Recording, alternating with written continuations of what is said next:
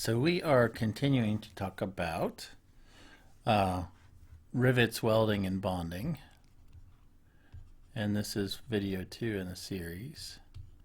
And this video is about welding. Okay? So what is welding? Well, welding is a fastening process like rivets and bonding and screws and bolts. But welding actually is a fusion process where two materials are melted together. So fusion process of separate work pieces often with added material, and the material could be the weld stick or the wire that's fed, and we'll talk about the different types, but typically welding's a fusion process, and often we're adding wire. The most common welding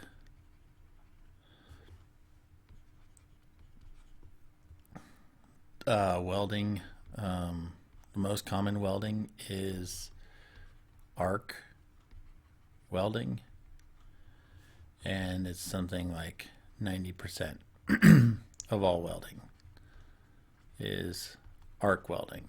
And there are 5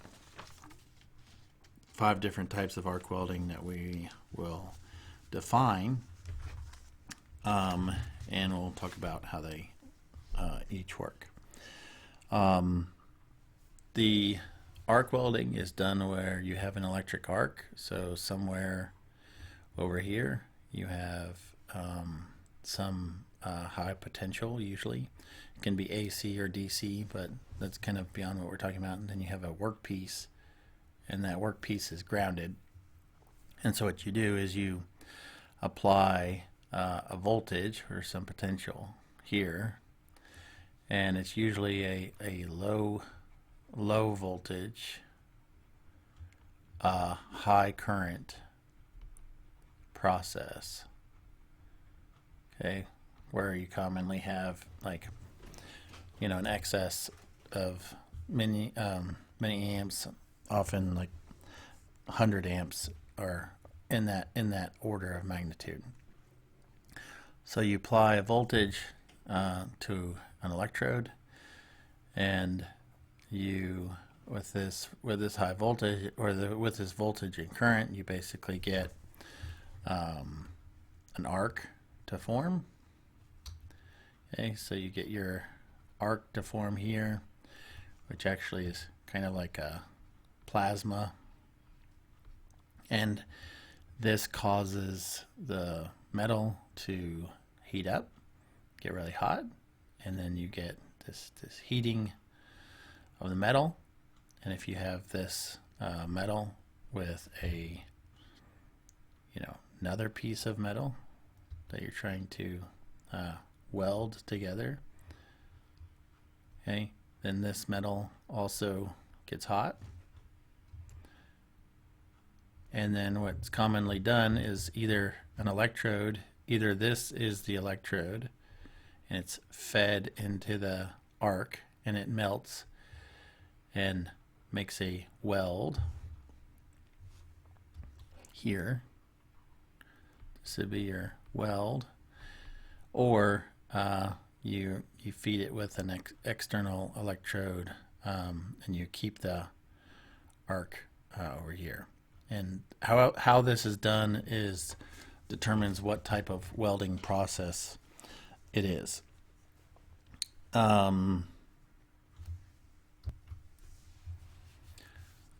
So in arc welding,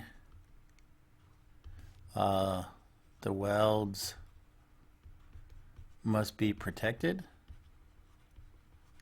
Okay, and this is done with either some form of flux, and or some form of shielding gas, and the shielding gas is typically argon plus something or helium plus something. And there's a table in your book and other tables that you can look up and find out what gases work well with what weld materials. So the flux and or shielding gas is important because if you have oxygen that's exposed to the weld, it'll form metal oxides, which will prevent it from the material fully bonding with the other material, and you can have a weak joint. You prevent nitrogen from the atmosphere. If nitrogen gets into the weld, you can actually have air bubbles, and these can cause stress risers or stress concentrations due to voids in the material. So that's not good. And then if you have like hydrogen from water vapor in the air, or the hydrogen in the air, then you can have hydrogen embrittlement. Okay, so in arc welding, the welds have to be protected, and just the chemistry of air and water vapor are what's dangerous for welding and can compromise the weld. There are over 100 welding processes. Okay, so there's so many welding processes, and like I said earlier, 90% is arc welding. There's lots of information. You can go to the Lincoln Electric website, where they have a whole education system section for welding. This is one of the major manufacturers. So Lincoln, they're the red welders, and then you have Miller. Okay, those are the blue welders. So most welders that you see are either the blue or the red welders that are out there, and both companies have a lot of information on their website about the different processes. The American Weld Society has an awful lot of information, standards, best practices. It's a complicated process. It's simple, and yet there's tons of options, tons of detail. So I encourage you to check it out and take a look at what's there. It really is a lot of information, but what we'll try to do is summarize some of the most important information when it comes to welding as a means of design, and how do we evaluate the structures that are welded. Since arc welding is 90%, we're going to define the different types of arc welding. First one we're going to talk about is small, and that is shielded metal arc welding. Okay, and really what this means is you have your metal, and around the metal you have like a coated piece of metal. This would be like in stick welding. This would be like your weld stick, and it's a shielded metal. So there's the shield, there's the metal. You have shielded metal arc welding. So in this case, this is what people usually call stick welding. Okay, and in shielded metal arc welding, you have your wire, then you'll have some sort of clamp, some spring clamp usually, which will hold your weld stick. Okay, so your weld stick will be here. Oh, excuse me.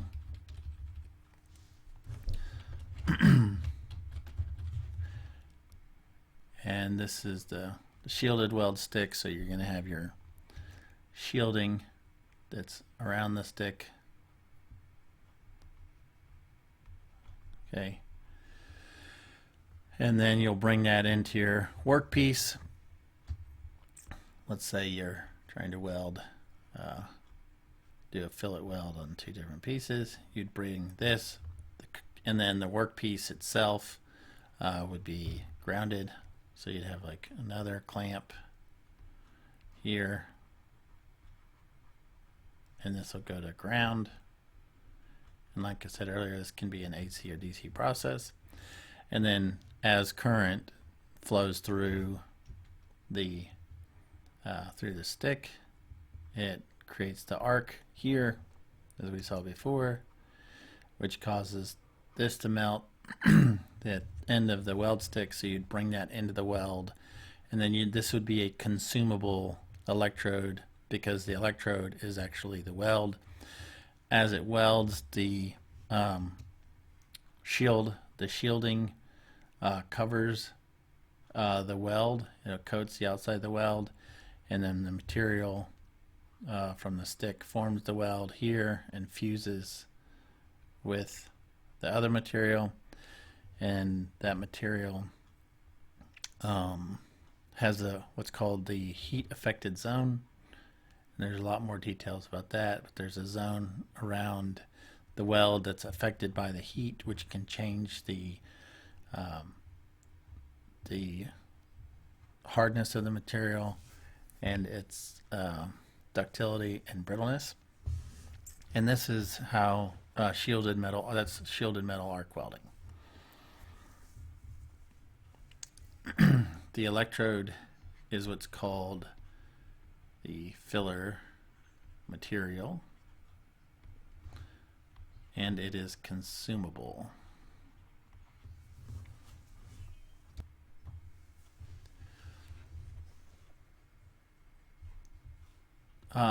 Also can note that the shielding acts as the protective flux, and we'll coat it. It can also release some gas as it burns to prevent the weld from being exposed to oxygen. All right, the second type of arc welding that we will discuss is gas metal arc welding. Gas metal arc welding. And in this type of welding, this is what we usually call MIG, which stands for metal inert gas welding. And in MIG welding, you have a feeder. So you have like a weld head. It's a feeder, and in this feeder you have a wire that's fed through. It's usually a thin wire, and it comes out through the feeder, and somewhere inside the welder you have a spool of wire. It's obviously a lot bigger, and it's fed through.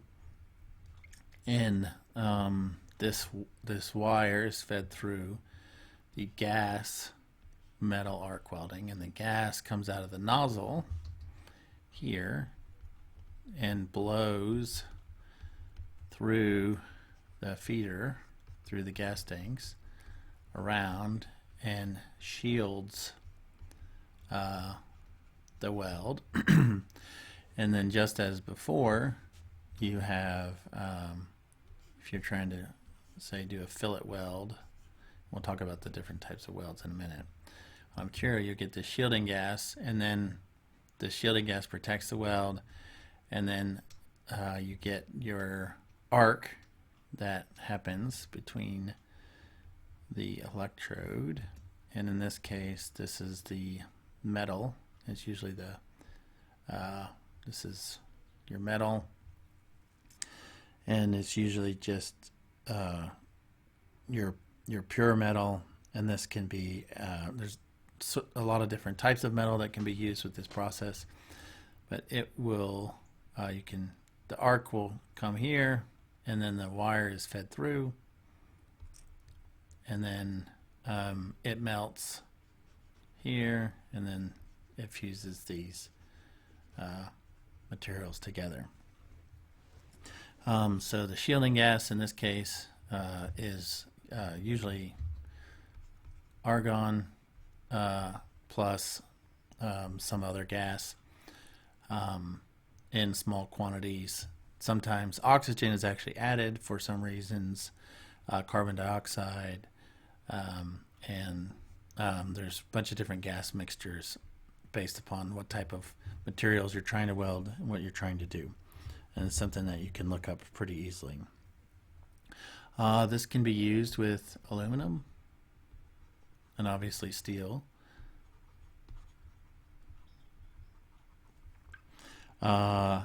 Aluminum, that's supposed to say aluminum, as well as other non-ferrous metals. Okay, so that's our second type.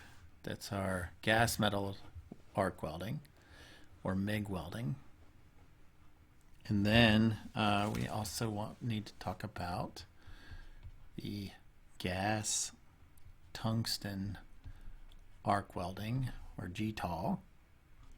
This is gas tungsten arc welding, and it's similar to MIG welding. This is called TIG welding, or for tungsten inert gas welding. And in this case, because tungsten is able to withstand pretty high temperatures, you have a sort of a weld like head, if you would, and in that weld head you have a tungsten tip that comes out, and you have again your gas. So you'll have your gas that comes out of the tip, and this tungsten tip is what does the arc. And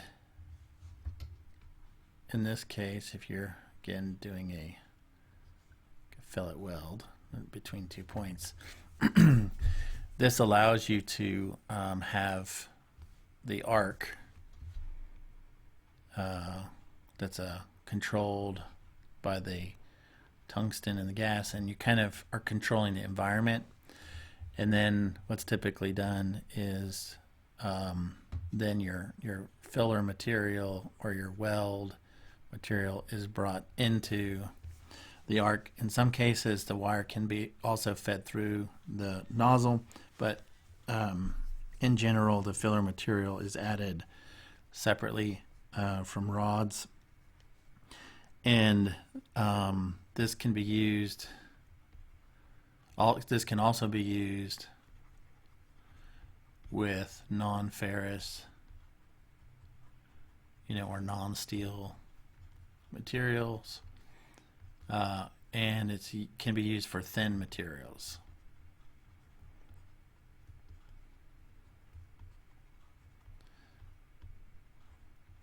Because you have a lot of control over the process.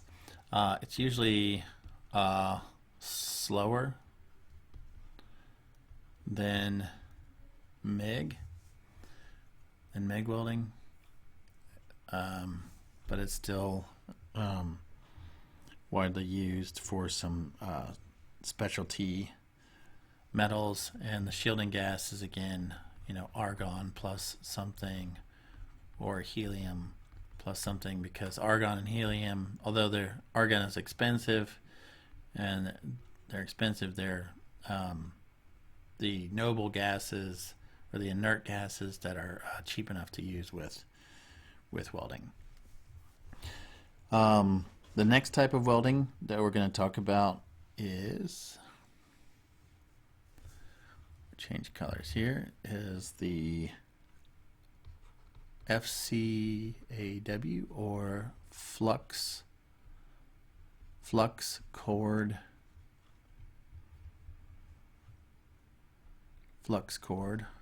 arc welding.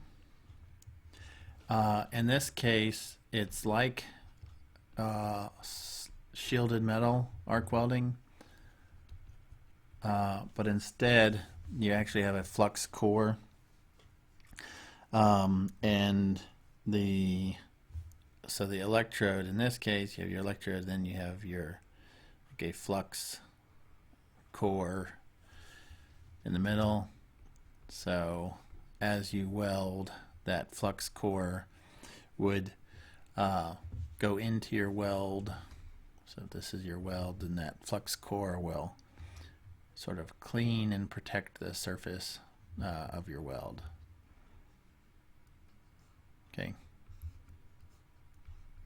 So that's your flux cord arc welding. This can be used with CO2.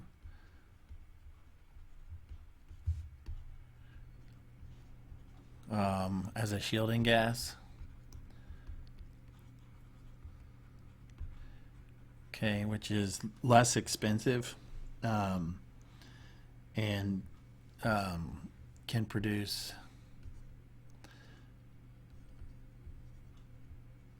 clean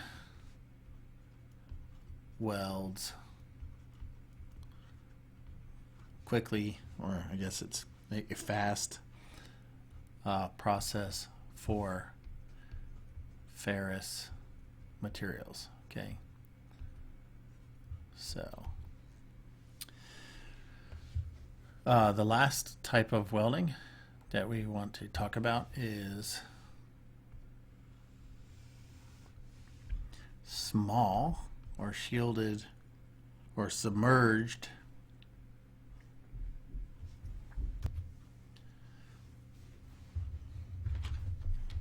not SM, but submerged arc welding.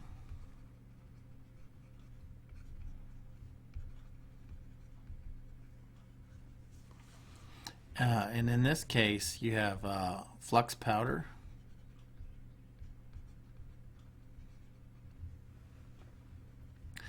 added directly to the workpiece.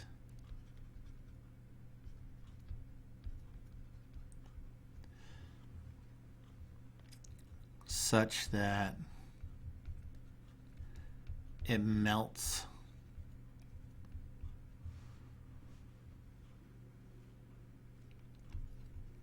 over the weld.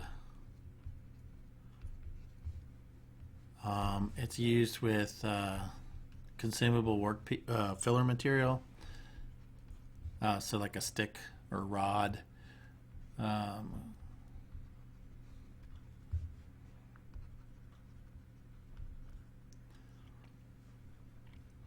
And so in the weld, basically you'd put your powder, for example, say if this is a butt weld, you'd put your powder here, and then you'd have your weld material.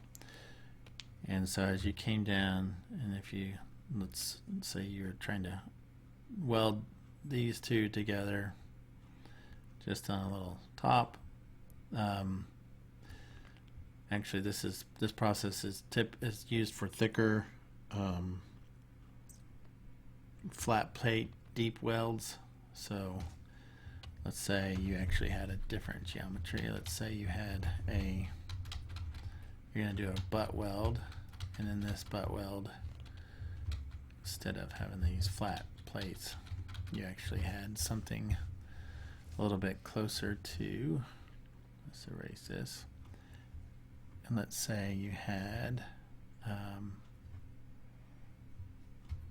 something like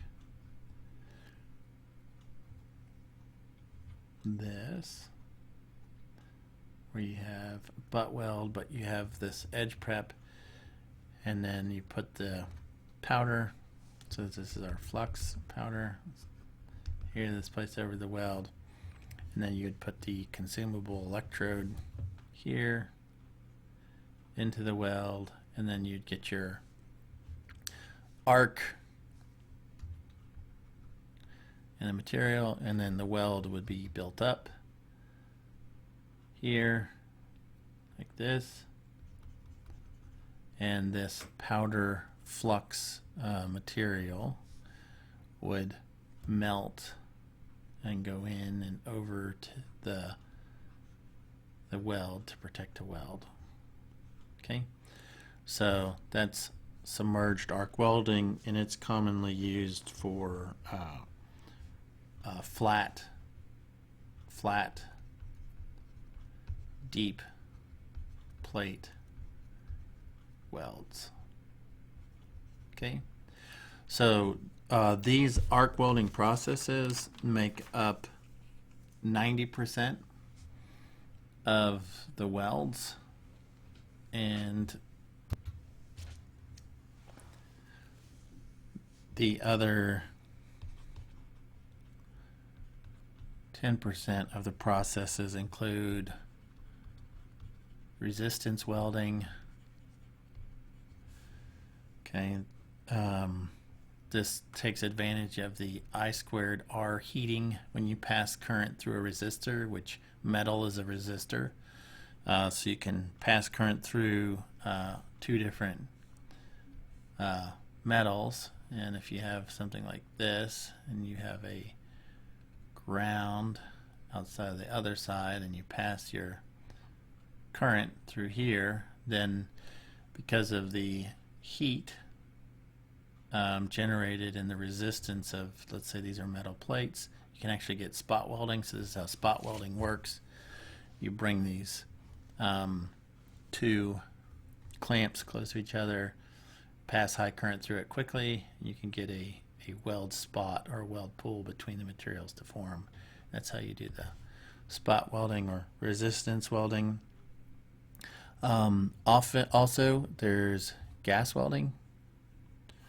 Okay, and gas welding is where you use a gas torch to heat the material, the workpieces.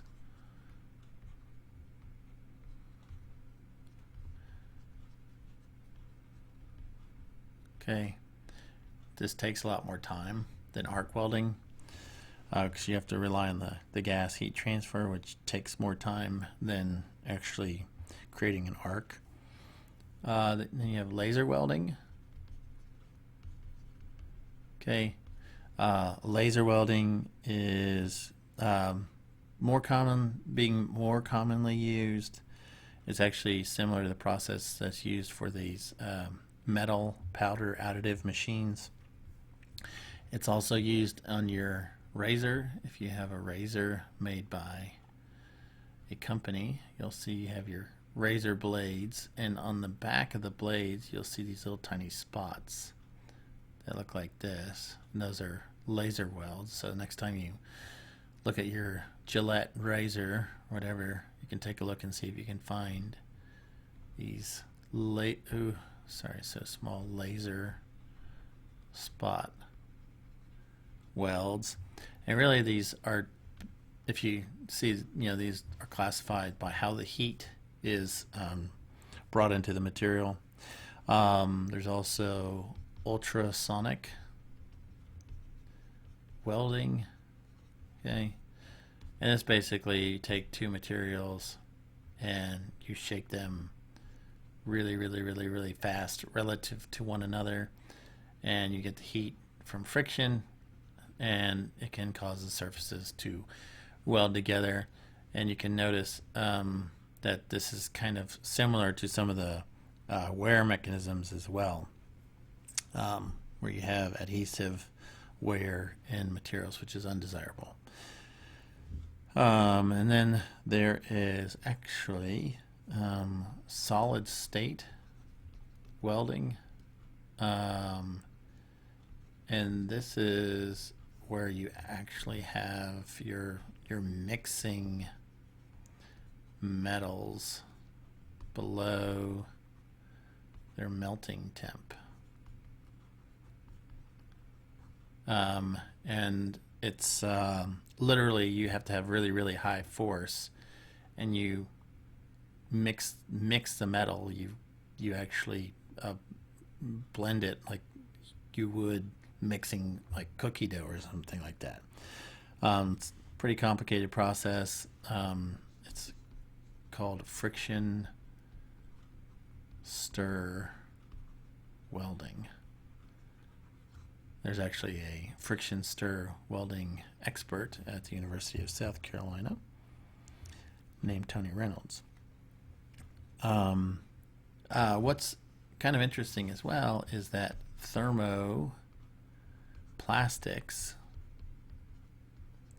which are not thermosets, basically they're plastics that can be melted and remelted without noticeable damage. They can be welded.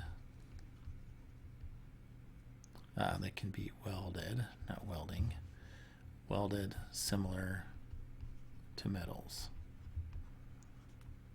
Okay, so there's your basic overview of the terminology for the different arc welding types and some of the other weld types. But as we said, there's over 100 different welding processes. Welding is considered a process where you actually have melting and fusion. It's different than, say, soldering or brazing, which we'll talk about later. So that concludes our overview of welding.